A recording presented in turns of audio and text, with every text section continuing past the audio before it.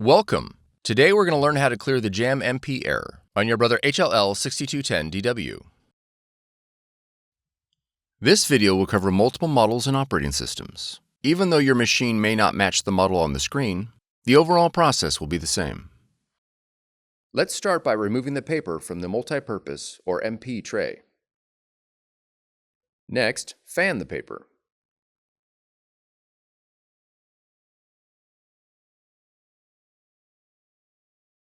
And return it to the MP tray. Verify that the tray guides are not pushed too tightly against the paper. Also verify that the paper is not loaded above the maximum fill line. Now press go. If the error does not clear, follow the link on the screen for additional instructions.